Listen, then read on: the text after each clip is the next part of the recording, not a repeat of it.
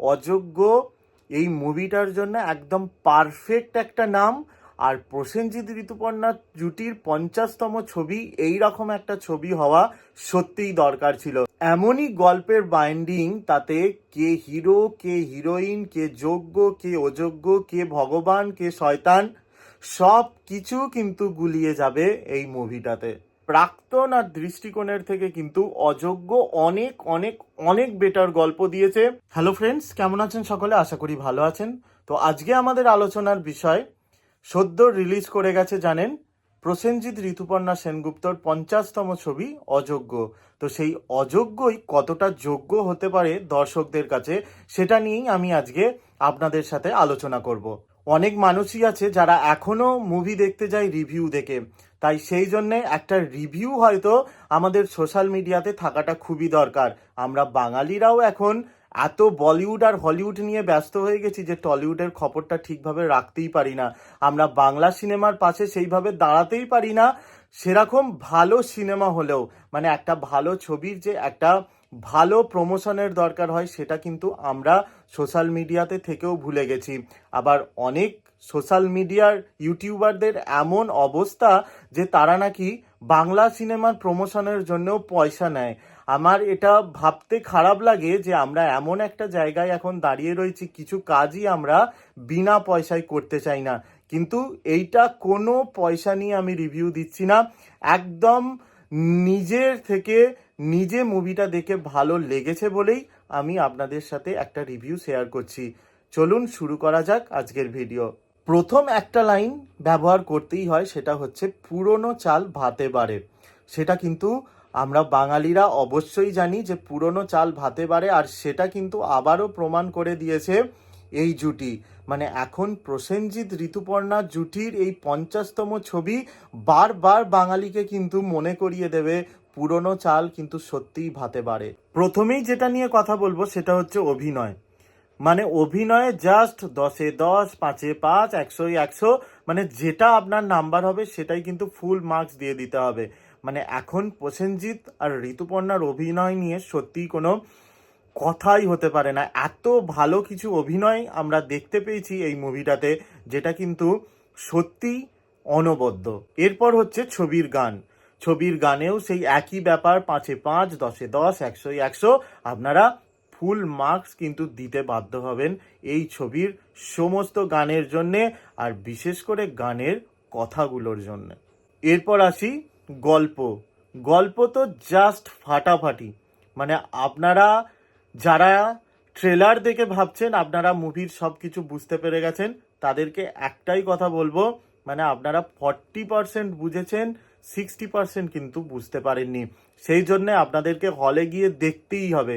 এইরকম একটা রাজনৈতিক আবহাওয়াতে এইরকম একটা মুভি, যেখানে হয়তো কিছুটা হলেও আপনারা রাজনীতির ছোঁয়া পাবেন, এটাও কিন্তু একটা দারুণ ব্যাপার এই মুভিটার জন্য। এমনই গল্পের বাইন্ডিং, তাতে কে হিরো, কে হিরোইন, কে যোগ্য, কে অযোগ্য, কে ভগবান, কে শয়তান, সব কিছু কিন্তু গুলিয়ে যাবে এই মুভিটাতে।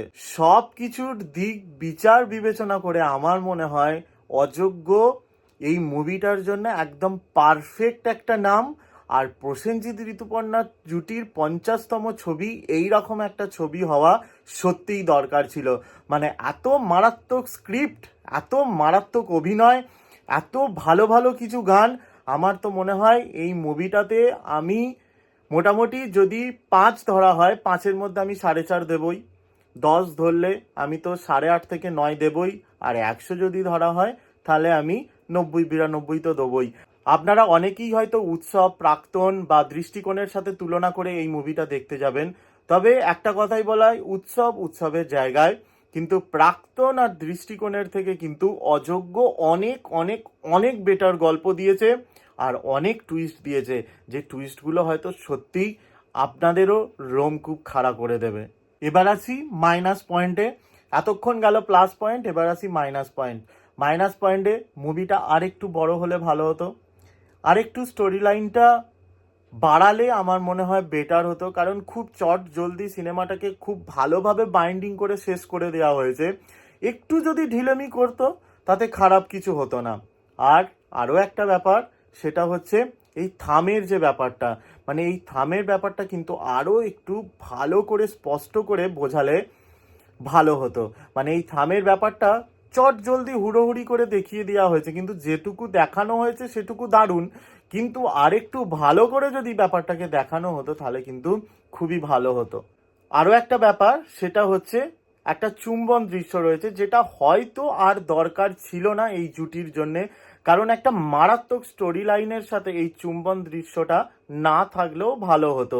ওটা একটু এক্সট্রা বেনিফিট হয়ে গেছে প্রসেনজিৎ ঋতুপর্ণার যারা ফ্যান তাদের কাছে।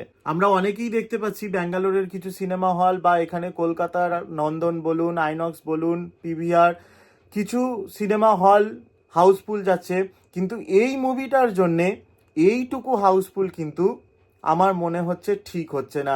এই মুভিটার জন্যে আরও আরও হাউসফুল হওয়া উচিত হলগুলো, আর আপনাদের একবার নয় বারবার দেখতে যাওয়া উচিত এই মুভিটা।